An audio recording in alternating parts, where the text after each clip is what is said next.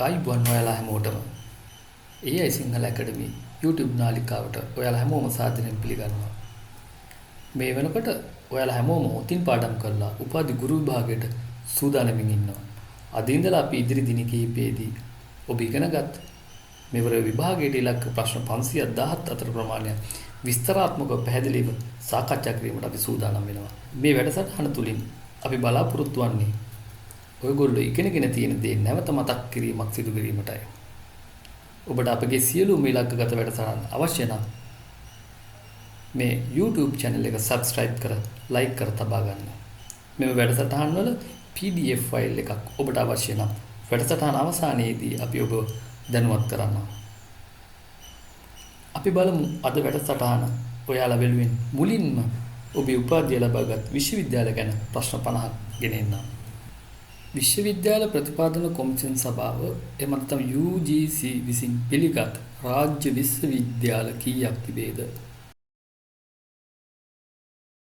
පිළිතුර තමයි ශ්‍රී ලංකාව තුළ විශ්වවිද්‍යාල ප්‍රතිපාදන කොමිෂන් සභාව විසින් පිළිගත් රාජ්‍ය විශ්වවිද්‍යාල 17ක් තියෙනවා. කොළඹ විශ්වවිද්‍යාලය, පේරාදෙණිය විශ්වවිද්‍යාලය, ශ්‍රී ජයවර්ධනපුර විශ්වවිද්‍යාලය, කැලණිය, මොරටුව, යාපනය, රුහුණ, නැගෙනහිර විශ්වවිද්‍යාලය, ශ්‍රී ලංකා සබරගමු විශ්වවිද්‍යාලය, වයඹ, රජරට, ඌව වෙල්ලස්ස, දුෂ්‍ය රංග කලා විශ්වවිද්‍යාලය, ශ්‍රී ලංකා විවෘත විශ්වවිද්‍යාලය, වවුනියා විශ්වවිද්‍යාලය, ශ්‍රී ලංකා භික්ෂු විද්‍යාලය, හා ශ්‍රී ලංකා බෞද්ධ හා පාලි විශ්වවිද්‍යාලය.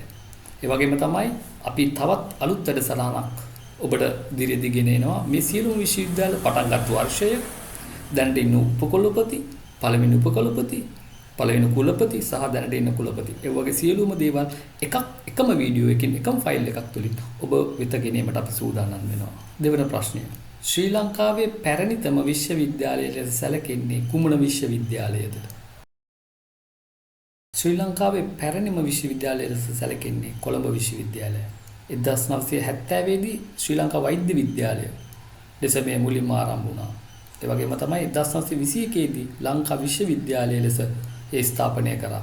1942 දී ලංකා විශ්වවිද්‍යාලය ලෙස මේ පූර්ණ රාජ්‍ය විශ්වවිද්‍යාලයක් බවට පත් වුණා.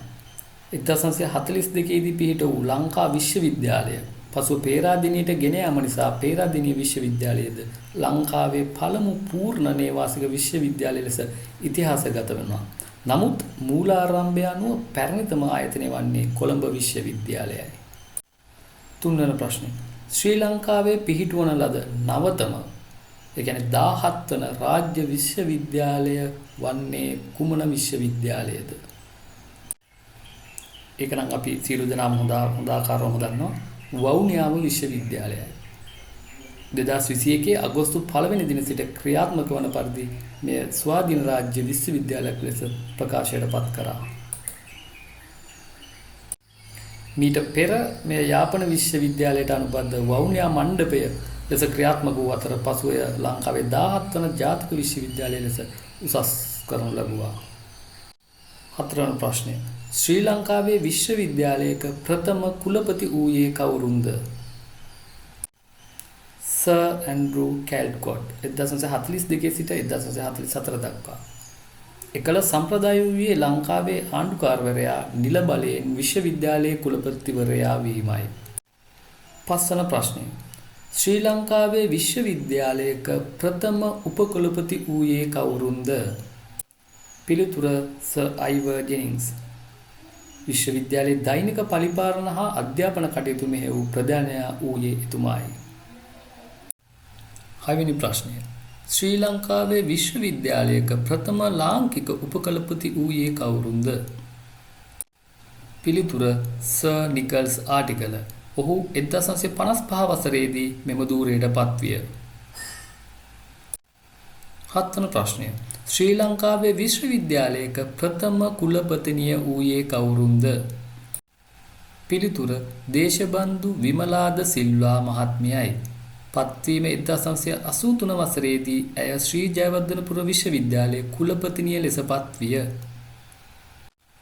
අටවන ප්‍රශ්නය. ශ්‍රී ලංකාවේ විශ්වවිද්‍යාලයක ප්‍රථම උපකුලපතිනිය වූයේ කවුරුන්ද? පිළිතුර මහාචාර්ය සාවිත්‍රී ගුණසේකර මහත්මියයි. 1999 දී කොළඹ විශ්වවිද්‍යාලයේ උපකුලපතිනිය ලෙස පත්විය. 9 වන ප්‍රශ්නය. සෞන්දර්ය කලා විශ්වවිද්‍යාලය පිහිටා ඇත්තේ කොහේද? සෞන්දර්ය කලා විශ්වවිද්‍යාලය පිහිටා ඇත්තේ කොළඹ 7 ප්‍රදේශයේ. 10 වන ප්‍රශ්නය. ශ්‍රී ලංකාවේ විශ්වවිද්‍යාල ඉතිහාසය තුළ කුලපති ධූරය දරූ ජනපති කවුරුන්ද? ඇත්තටම ගත්තොත් අපි විධායක පැත්තෙන් ගත්තොත් ජේ.ආර්. ජයවර්ධන මහත්මයා ශ්‍රී ලංකාවේ ප්‍රථම විධායක ජනාධිපති වූ එතුමා 1978 සිට 1981 දක්වා විශ්වවිද්‍යාලයේ කුලපතිවරයා ලෙස කටයුතු කරා. ඒ වගේම 1978 සිට 1979 දක්වා කාලයේදී ශ්‍රී ජයවර්ධනපුර විශ්වවිද්‍යාලයේද නිල බලයෙන් කුලපතිවරයා ලෙස කටයුතු කරා. ඒ වගේම තමයි අපි විධායක නොවන ජනාධිපති විදියට ගත්තොත් විලියම් ගෝපල්ව මහතාද 1972 සිට 1978 දක්වා ශ්‍රී ලංකා විශ්වවිද්‍යාලයේ කුලපතිවරයා ලෙස කටයුතු කරා. 11 වන ප්‍රශ්නය. ශ්‍රී ලංකාවේ විශ්වවිද්‍යාල පද්ධතිය පාලනය වන ප්‍රධාන පනත කුමක්ද? පිළිතුර වන්නේ 1978 අංක 16 දරන විශ්වවිද්‍යාල පනතයි. 12 වන ප්‍රශ්නය. ශ්‍රී ලංකාවේ රාජ්‍ය විශ්වවිද්‍යාලවල කුලපතිවරුන් පත් කරනු ලබන්නේ කවුරුන් විසින්ද?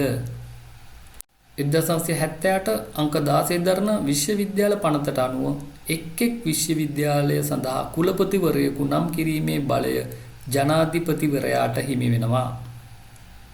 13 වන ප්‍රශ්නය. ශ්‍රී ලංකාවේ විශ්වවිද්‍යාල ඉතිහාසයට සහ සංස්කෘතියට අදාළ ප්‍රධාන කෞතුකාගාරය පිහිටා ඇත්තේ කොහේද? පිළිතුර වන්නේ පේරාදෙණිය විශ්වවිද්‍යාලය තුල මෙම කෞතුකාගාරය පිහිටා තිබෙනවා. 15 වන ප්‍රශ්නය. ශ්‍රී ලංකාවේ ප්‍රථම අධ්‍යාපන පීඨය පිහිටා ඇත්තේ කුමන විශ්වවිද්‍යාලයේද? පිළිතුර Faculty of Education පිහිටා ඇත්තේ කොළඹ විශ්වවිද්‍යාලයේ. ප්‍රශ්නාංක 16. ශ්‍රී ලංකාවේ ප්‍රථම වෛද්‍ය විද්‍යාලය වන්නේ කුමක්ද? ප්‍රථම වෛද්‍ය විද්‍යාලය කොළඹ වෛද්‍ය විද්‍යාලයයි. මීළඟ ප්‍රශ්නය. වර්තමානයේ වන විට ශ්‍රී ලංකාවේ වෛද්‍ය පීඨ සහිත රාජ්‍ය විශ්වවිද්‍යාල කොපමණද? පිළිතුර මේ වන විට ශ්‍රී ලංකාව තුළ මෙඩිකල් ෆැකල්ටි සහිත විශ්වවිද්‍යාල 12ක් පිහිටා තිබෙනවා. ඒ වගේම තමයි ආරක්ෂක අමාත්‍යාංශය යටතේ පවතින ජෙනරල් ආර් ජෝන් කොතලාවල ආරක්ෂක විද්‍යාපීඨය එහෙම නැත්නම් KDU එක තුලද වෛද්‍ය පීඨයක් මේ වන විට ක්‍රියාත්මක වෙමින් පවතිනවා. ප්‍රශ්න නම්බර 18. මහපොළ උසස් අධ්‍යාපන ශිෂ්‍යත්ව වැඩසටහන නිල වශයෙන් ආරම්භ කරන ලද්දේ කවදාද? පිළිතුර 1981 දී. ප්‍රශ්නාංක 19. මහපොළ උසස් අධ්‍යාපන ශිෂ්‍යත්ව වැඩසටහනේ නිර්මාතෘ වශයෙන් සැලකෙන්නේ කවුරුන්ද? අපි සියලු දෙනාම දන්නවා මේ වැඩසටහන තුලින් අපේ බොහෝ දූ දරුවන් පිරිසක් ප්‍රයෝජනයක් ලබා ගන්නට තරහන. පිළිතුර වන්නේ හිටපු වෙළඳ සහ නාවික කටයුතු අමාත්‍ය ලලිත් ඇතුළත් මුදලි මහතා විසින් මෙම සංකල්පය හඳුන්වා දෙන ලදී. ප්‍රශ්නාංක 20. මහපොළ ශිෂ්‍යත්වයේ වත්මන් නාමය වන්නේ කුමක්ද? වත්මන් නාමය වන්නේ ලලිත් ඇතුළත් මුදලි භාරකාර ශිෂ්‍යත්වයයි. ප්‍රශ්නාංක 21. මහපොළ ශිෂ්‍යත්වය 1981 දී ආරම්භ කරන අවස්ථාවේ ශිෂ්‍යයෙකුට මාසකට ගෙවන ලද ආරම්භක දීමනාව කොපමණද? ආරම්භක දීමනාව රුපියල් 300කි. ප්‍රශ්නාංක 22. 2026 වර්ෂයේ අයවැය යෝජනා අනුව වර්තමානයේ වන විට ශිෂ්‍යයෙකුට මාසකට ගෙවන දීමනාව කොපමණද? පිළිතුර වන්නේ නව දීමනාව රුපියල් 10000කි. ප්‍රශ්නාංක 23. ශ්‍රී ලංකාවේ අනුබද්ධ විශ්වවිද්‍යාල එහෙම නැත්නම් කොලෙජ් ක්‍රමය ආරම්භ කරන ලද්දේ කවුරුන් විසින්ද? පිළිතුර වන්නේ 1991 දී එවකට සිටි ජනාධිපති රණසිංහ ප්‍රේමදාස මහතා විසින්. ප්‍රශ්නාංක 24 ශ්‍රී ලංකාවේ විශ්වවිද්‍යාල ප්‍රතිපාදන කොමිසම් සභාවේ ප්‍රථම සභාපතිවරයා වන්නේ කවුරුන්ද? පිළිතුර වන්නේ මහාචාර්ය ස්ටැන්ලි කල්පගේ මහතායි. ප්‍රශ්නාංක 25 වර්තමානය 2026 වන විට ශ්‍රී ලංකාවේ විශ්වවිද්‍යාල ප්‍රතිපාදන කොමිසම් සභාවේ සභාපති කවුරුන්ද? පිළිතුර වන්නේ ජ්‍යෙෂ්ඨ මහාචාර්ය කපිල සෙනවිරත්න මහතා. ප්‍රශ්නාංක 26 විශ්වවිද්‍යාල ප්‍රතිපාදන කොමිෂන් සභාවේ පාලක මණ්ඩලයේ සමාජිකයන් ගණන කීයද? පිළිතුර වන්නේ සමාජිකයන් 7 දෙනයි. 1978 අංක 16 විශ්වවිද්‍යාල පනතට අනුව සියලුම සමාජිකයන් සභාපතිවරයා, උපසභාපතිවරයා සහ අනිකුත් සමාජිකයන් 5 දෙනා පත් කරනු ලබන්නේ ජනාධිපතිවරයා විසින් වන අතර ඔවුන්ගේ දූර කාලය සාමාන්‍යයෙන් වසර 5කි. ප්‍රශ්නාංක 27 වැඩිම ශිෂ්‍ය ප්‍රමාණයක් සිටින විශ්වවිද්‍යාලය කුමක්ද? පිළිතුර වන්නේ ශ්‍රී ලංකා විවෘත විශ්වවිද්‍යාලයයි. මෙහි ලියාපදිංචි වී සිටින මුළු සිසුන් සංඛ්‍යාව සාමාන්‍යයෙන් 40000කට වඩා වැඩි වෙනවා. දුරස්ථ අධ්‍යාපන ක්‍රමය කියන්නේ ඩිස්ටන්ස් ලර්නින් නිසා වැඩිම පිරිසකට මෙහි ඉඩකඩ පවතිනවා. ප්‍රශ්නාංක 28 ඉසඩ් ස්කෝ ක්‍රමය ශ්‍රී ලංකාවට හඳුන්වා දුන්නේ කවුරුන් විසින්ද? පිළිතුර වන්නේ 2001 දී පේරාදෙණිය විශ්වවිද්‍යාලයේ මහාචාර්ය ආර්.ඕ. තඩල් මහතා. ප්‍රශ්නාංක 29 2026 වසරේ වර්තමානයේ වන විට ශ්‍රී ලංකාවේ අධ්‍යාපන, උසස් අධ්‍යාපන සහ වෘත්තීය අධ්‍යාපන අමාත්‍යාංශයේ ලේකම්වරයා ලෙස කටයුතු කරන්නේ කවුරුන්ද? පිළිතුර වන්නේ නාලක කළුවැව මහතායි. ප්‍රශ්නාංක 30 ශ්‍රී ලංකාවේ විශ්වවිද්‍යාල සඳහා සිසුන් තෝරා ගනු ලබන ක්‍රම 3 මොනවාද?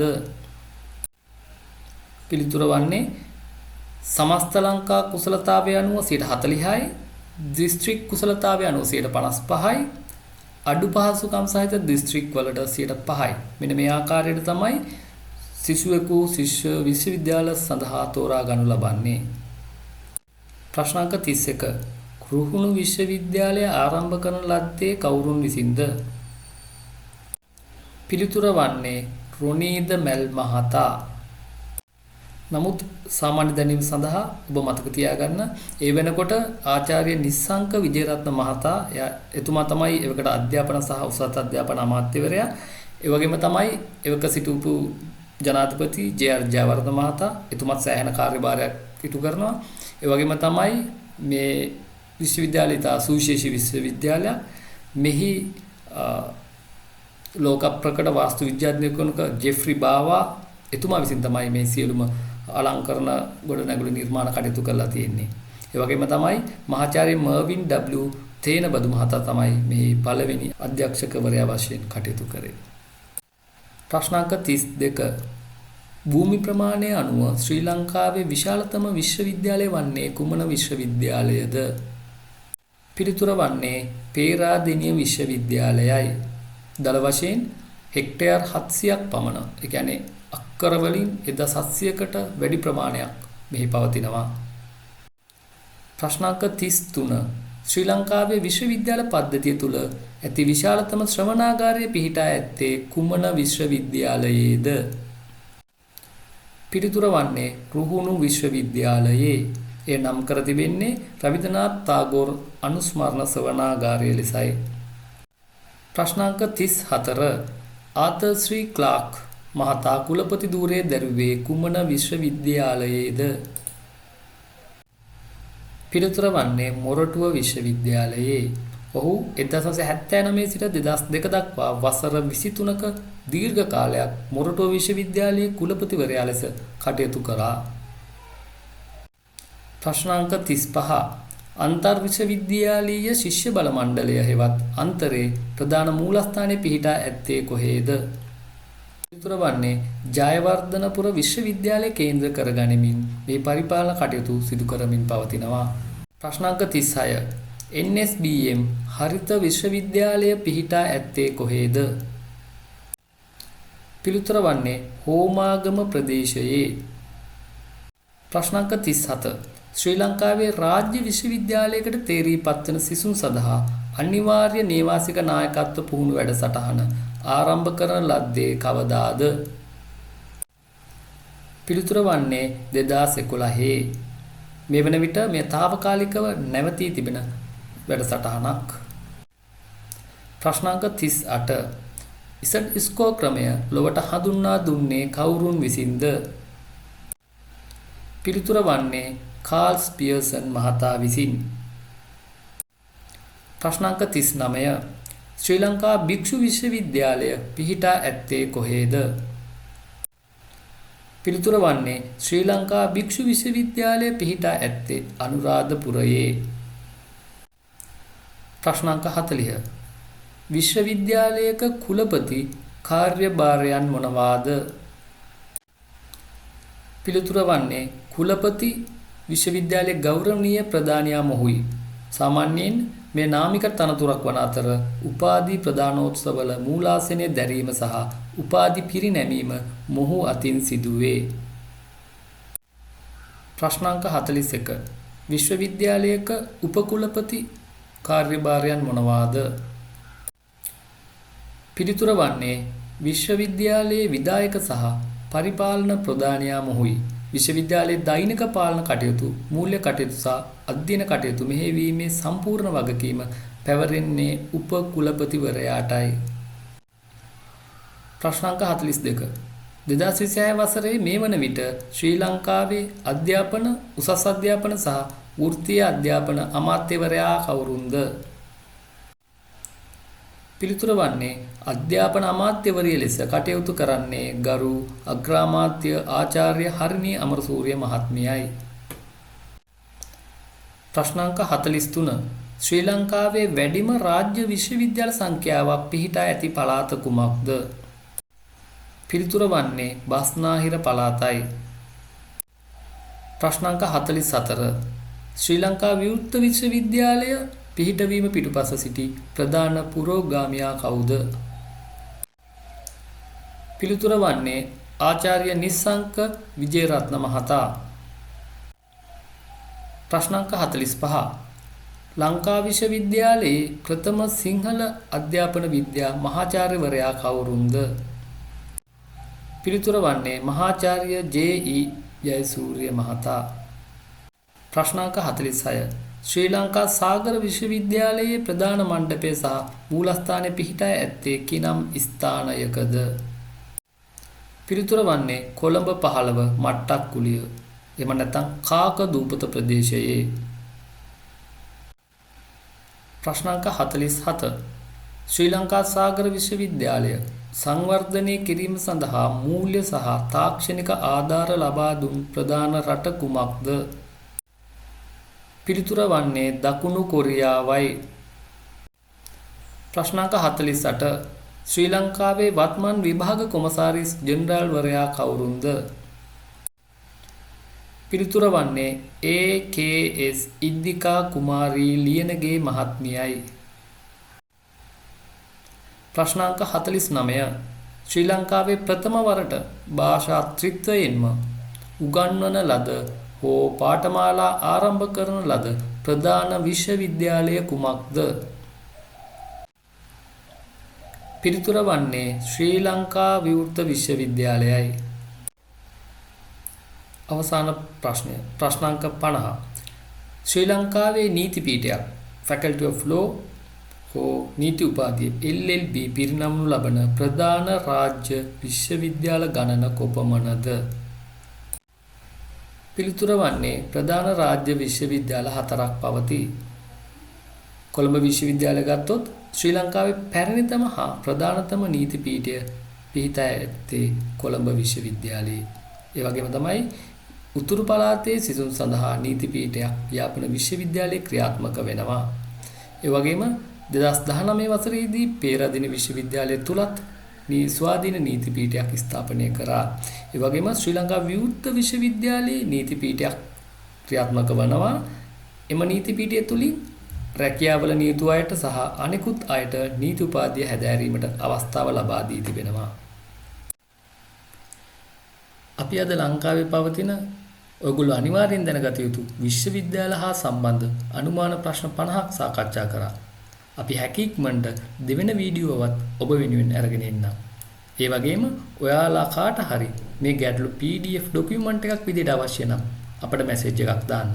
මොකද මේ වැඩසටහන අවසන් වන විට ඔයාලට සාමාන්‍ය දැනීම ප්‍රශ්න 1000ක් එකතු කර ගැනීමේ හැකියාව තියෙනවා. ඒ වගේම තමයි තාමත් අපේ channel එක subscribe කර නැත්නම් දැන්ම subscribe කර තියාගන්න. එතකොට අපි වීඩියෝ අප්ලෝඩ් කරන සැනින් ඔයාලට බලන්න පුළුවන් වෙනවා. එහෙනම් අපි නැවතත් මෙවැනි වීඩියෝ එකකින් හමු වෙමු.